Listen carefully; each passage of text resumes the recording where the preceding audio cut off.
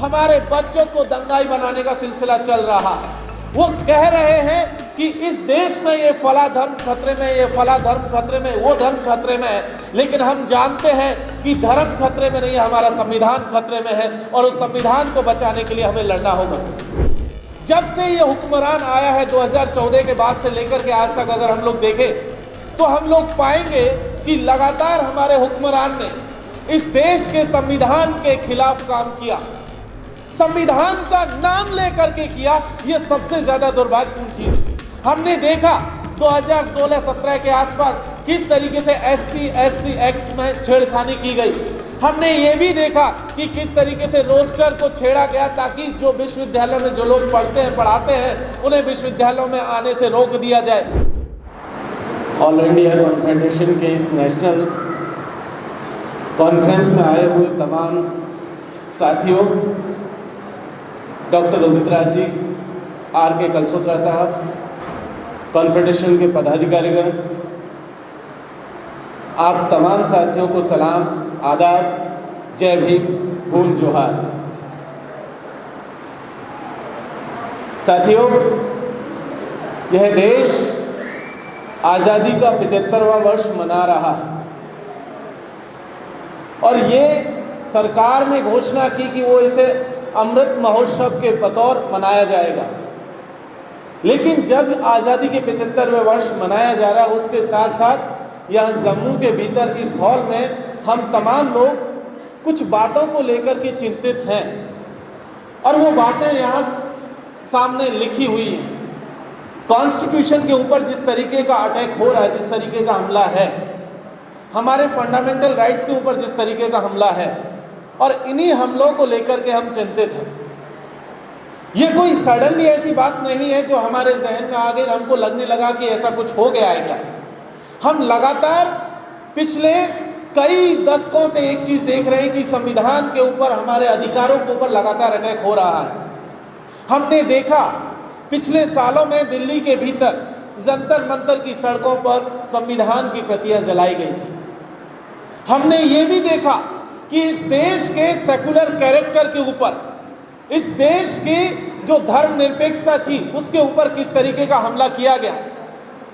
इस देश के लोगों पर हमला किया गया, उनकी जात के नाम पर, उसके मजहब के नाम पर, और तब हमें लगा कि शायद हमारे लोगों के राइट्स, हमारा संविधान खतरे में है और इसीलिए हम लोग यहाँ पर एकत्रित हुए हैं। एक चीज हमें जाननी होगी, जब से ये हुक्मरान आया है 2014 के बाद से लेकर के आज तक अगर हम लोग देखें तो हम लोग पाएंगे कि लगातार हमारे हुक्मरान ने इस देश के संविधान के खिलाफ काम किया, संविधान का नाम लेकर के किया। यह सबसे ज्यादा दुर्भाग्यपूर्ण चीज थी। ये चीज हमने देखी कि इस देश के लोगों के खिलाफ लगातार काम किया गया, उनके खिलाफ नफरतें भरी गई, लोगों को लड़ाया गया, लोगों को भड़काया गया ताकि इस देश का जो भाईचारा था, इस देश की जो बुनियाद थी, उस बुनियाद को गिराया जा सके, उसे तोड़ा मरोड़ा जा सके। और इसीलिए ये चिंता हम लोगों के सामने थी। हमने देखा 2016-17 के आसपास किस तरीके से ST/SC एक्ट में छेड़खानी की गई।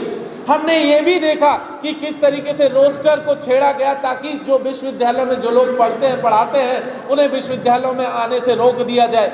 हमने ये भी देखा कि खास करके ट्राइबल्स के केस में, आदिवासियों के केस में एक जिक्र आता है 2006 में इस देश की सरकार ने आदिवासियों को यह हक दिया था कि फॉरेस्ट राइट एक्ट 2006 के तहत तमाम आदिवासियों को जमीन पर मालिकाना हक दिया जाएगा, पट्टे दिए जाएंगे। लेकिन उन पट्टों के खिलाफ मुकदमा चलाया गया और 2019 तक आते आते एक वर्डिक्ट आता है, एक फैसला आता है सुप्रीम कोर्ट की तरफ से और कहा गया कि जिन आदिवासियों के पास, जिन परिवारों के पास खुद की जमीन का पट्टा नहीं है, उन तमाम लोगों को उनकी जमीनों से बेदखल किया जाएगा।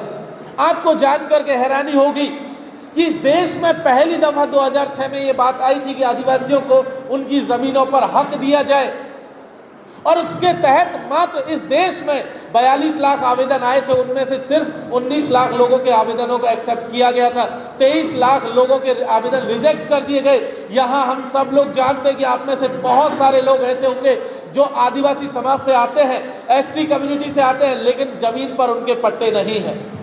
उन सब के बारे में सुप्रीम कोर्ट ने कहा था कि जिनके पास भी पट्टे नहीं है उन्हें अपनी ज़मीनें खाली करनी होगी। और इसीलिए हमारी चिंता है कि अगर ऐसा होता है तो आदिवासी समाज कहाँ जाएगा। जिस लड़ाई को अभी हमारे साथी प्रीवियस स्पीकर कह रहे थे गुज्जर बकरवाल कम्युनिटी को लेकर के, ये लड़ाई आज की नहीं है। 1967 में इस देश के हुक्मरानों ने एक कमेटी बनाई थी जिसे अनिल कुमार चंदा कमेटी कहते हैं। उस कमेटी ने शेड्यूल ट्राइब के रिजर्वेशन से जुड़ा हुआ कुछ क्राइटेरिया बनाए थे। जिस पहाड़ी एरिया का आप जिक्र कर रहे हो, ये पहाड़ी इलाकों को शामिल करने का काम 1967 में किया गया था। और 1967 के बाद से ही एसटी के रिजर्वेशन में हम देखते हैं कि गैर आदिवासियों को घुसाने का सिलसिला शुरू हुआ।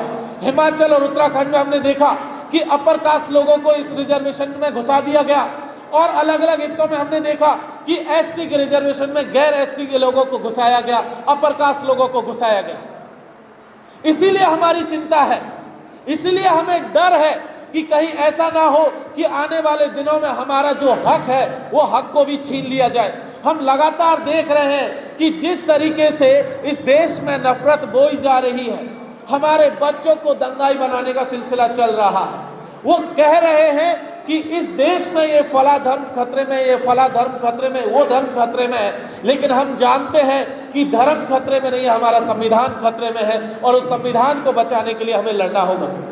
इस देश में जिस तरीके की हालत चल रहे हैं, अभी पिछले दिनों हम लोग देख रहे थे कि जुडिशरी का मामला जिस तरीके से आता है, न्यायपालिका में जो जज बैठे हुए हैं, जो जिस जात के बैठे हुए हैं, हम लोग देख रहे हैं कि लगातार वो हमारे खिलाफ फैसले दे रहे हैं। जिस तरीके का पूरा सिस्टम है, उस सिस्टम में भी हम लोग जानते हैं कि वो लोग हमारे खिलाफ काम कर रहे हैं, जबकि हमारे पुरखों ने ये कल्पना भी नहीं की थी। चाहे बाबा साहब भीमराव अम्बेडकर हो, जयपाल सिंह मुंडा हो, चाहे और तमाम लोग हो, उन्होंने कभी ये कल्पना नहीं की थी कि आने वाले दिनों में हमारे लोगों के साथ इस तरीके की ज्यादतियां होंगी।